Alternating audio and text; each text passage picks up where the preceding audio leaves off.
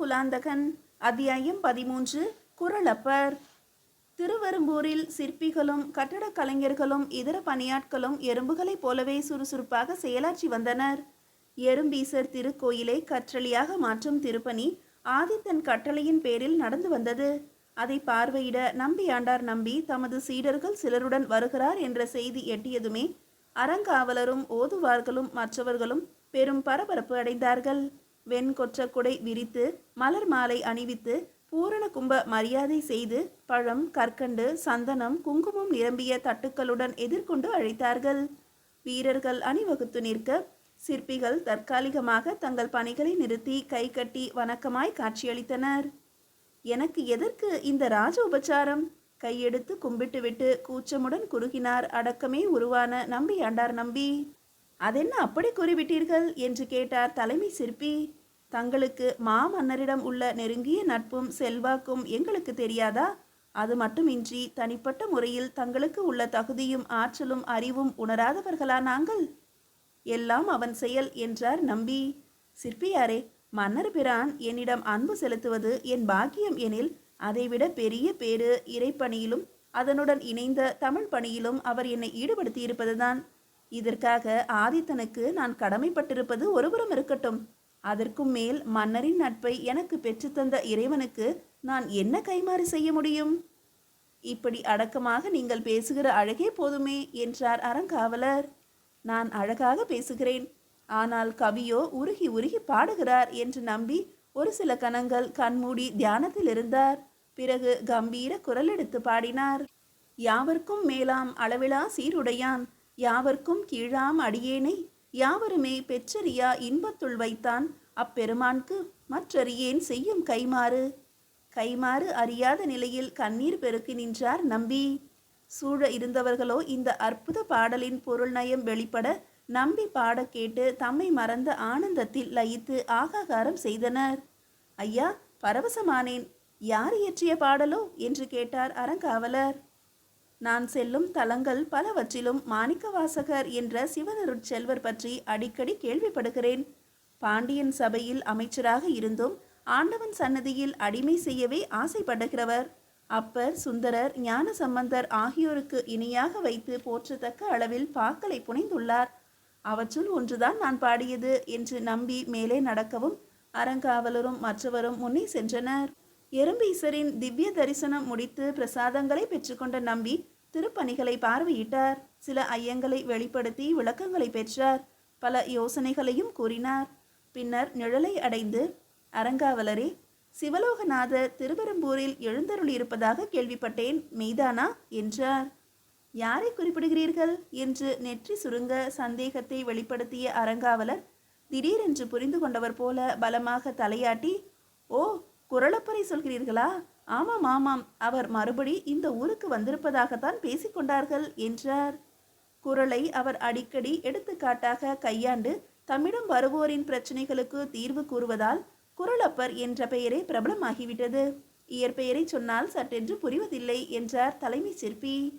ஆம் ஐயா, அவர் வந்திருந்தால் வழக்கம் போல குன்றின் அடிவாரத்தில் தெற்கு நோக்கியுள்ள சிறு குகையைத்தான் தம் இருப்பிடமாக கொண்டு தவம் இருப்பார். அவரை சந்திப்பதெனில் சீக்கிரமே செல்வது நல்லது. திடீரென்று நினைத்து கொண்டு வேறு ஒரு தலத்துக்கு கால்நடையாக கிளம்பி விடுவார். அதுவும் நல்ல யோசனைதான். இப்போதே போகிறேன். இதோ எனது இந்த சீடனுடன் அவரை தனிமையில் சந்தித்து பேச வேண்டியிருக்கிறது. இவனது சஞ்சலங்களை போக்கி ஆசி கோர வேண்டும். சுவாமி, தங்களால் தீர்க்க முடியாத மனத்துயரையா அவர் துடைக்கப் போகிறார்? அப்பனே, நான் அறிந்தது பக்தி மார்க்கம் ஒன்றே.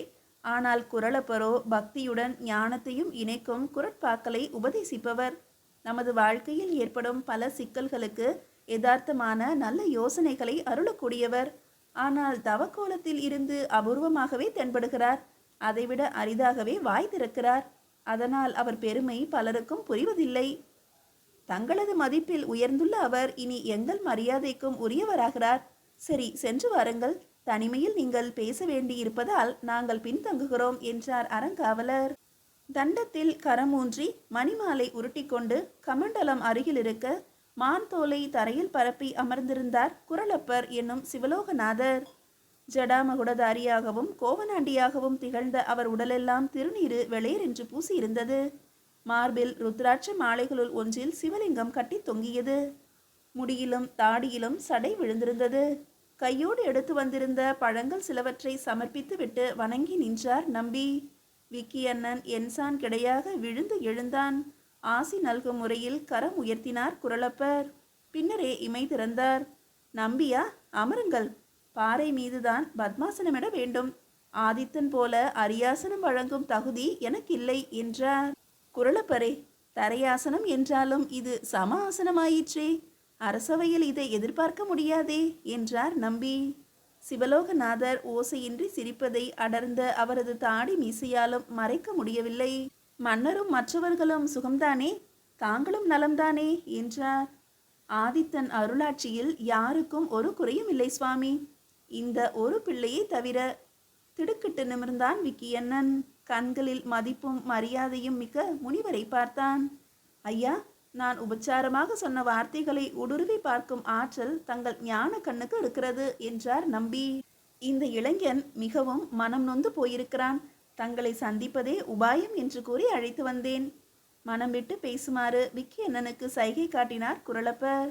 நம்பியும் தூண்டவே விக்கி அண்ணன் தன் மனக்குறைகளை எல்லாம் கொட்டி தீர்த்தான். பேச பேச அவனுக்கு அடிக்கடி தொண்டையை அடைத்தது. கண்களில் நீர் தழும்பியது. கேட்டுக்கொண்டவரோ சிலையாக இருந்தார்.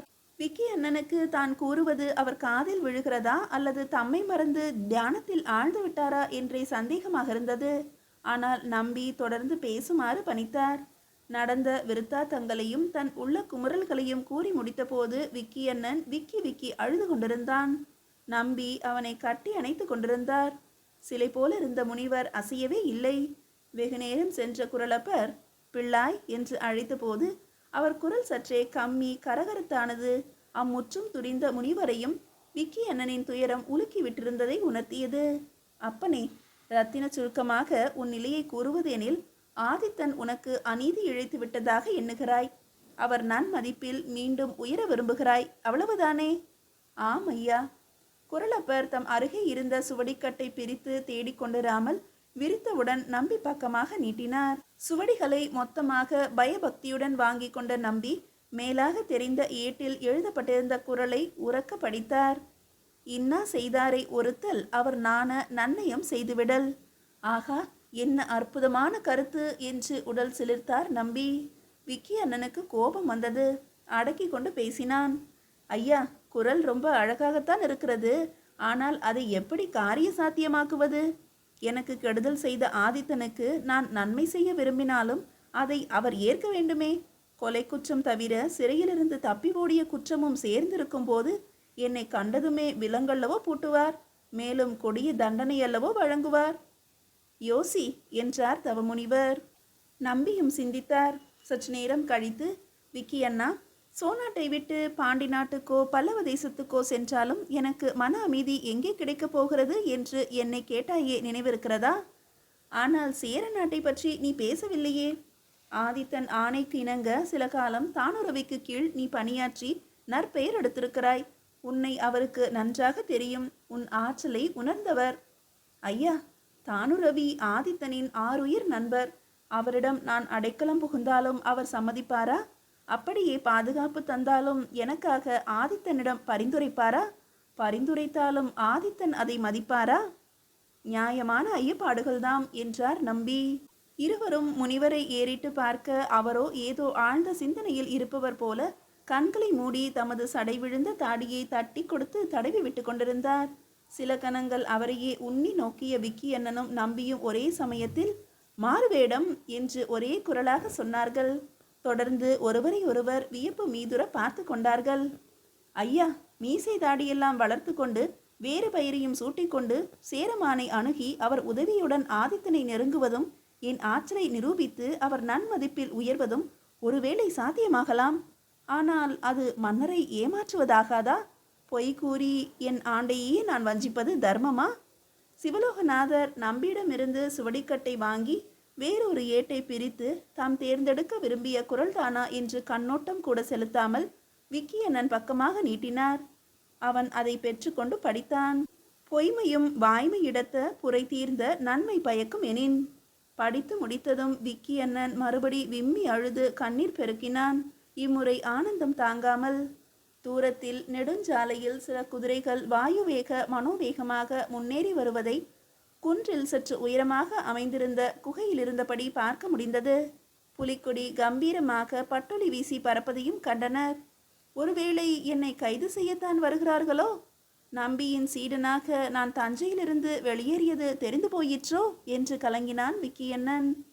அவர்கள் இங்கு வந்து சேரும் முன்பு இவன் காதலை பற்றியும் எச்சரித்து விடுவது நல்லது என்றார் முனிவர். சுவாமி, காதலிப்பது தகாத செயல் அல்லவே என்றான் விக்கியண்ணன். யோசி என்றார் குழலப்பர். நம்பியும் சிந்தித்தார். ஆம் விக்கியண்ணா, ஆதித்தனின் நன்மதிப்பில் உயர்ந்து உன் வேடம் கலைத்து அவர் மன்னிப்பையும் பெறும் வரை நீ அபிமான வள்ளியை நெருங்காமல் இருப்பதே நலம். புரிகிறது ஐயா.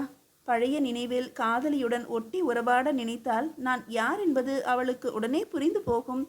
தெரிந்து கொண்டதை அவள் ரகசியமாக பாதுகாப்பதாக உறுதி அளித்தாலும் எங்கள் சந்திப்பு தெரிய வந்தால் மன்னர் மனதில் சந்தேகங்கள் கிளர்ந்து எழும். காலம் கனிவதற்கு முன்பு உன் வேடம் கலைந்தால் உன் நோக்கமே நிறைவேறாமல் போகும் விக்கியண்ணா. மன்னரின் மதிப்பில் நீ மறுபடியும் உயர்ந்த பின்பு காதலியையும் அடைவது சாத்தியமே. ஆனால் காதலியை முதலில் அடைய எண்ணினால் மன்னரின் நன்மதிப்பில் உன்னால் உயர முடியாமலேயே கூட போய்விடும். சுவாமி, இவரை போல துறவியாகவும் தவசியாகவும் இருந்தால் சமூகத்திலிருந்து ஒதுங்கி வாழ்ந்து விடுவது எளிது. ஆனால் நான் அப்படி இல்லையே. சேரநாடு செல்லும் முன்பு காதலியிடம் விடைபெற நெருங்கக்கூடாத பெரும் சோதனையை அளிக்கிறீர்களே. அப்பனே, ஆதித்தனிடம் வரம் பெற நீயும் ஒரு தவம் இயற்றப் போவதாக எண்ணிக்கொள். துன்பம் தாங்கி நோன்பெறு என்றார் நம்பி. சிவலோகநாதரின் கரத்தில் இன்னொரு குரல் மலர்ந்தது. சுடச் சுடரும் பொன்போல் ஒளிவிடும் துன்பம் சுடச்சுட நோக்கிற்பவர்க்கு அபிமான வள்ளியின் பொன்னொளிர் மேனியும் திண்மையும் மென்மையும் ஒருங்கே அமைய பெற்ற அவள் அங்க லாவண்யங்களும் எழில் வதனமும் மயக்கும் விழிகளும் மங்கள புன்னகையும் விக்கியண்ணன் மனக்கண்முன் விரிந்தன. பின்னால் அவளை அடைவதற்காகவே இப்போது அவளை துறக்க வேண்டும். பின்னால் பெறப்போகும் பேரின்பத்துக்காக இப்போது இந்த பெரும் துன்பத்தை நாம் சந்தித்து கொள்ளத்தான் வேண்டும் என்று தீர்மானித்தான். குகையை சிலர் நெருங்கி வரும் காலடியோசை கேட்டது.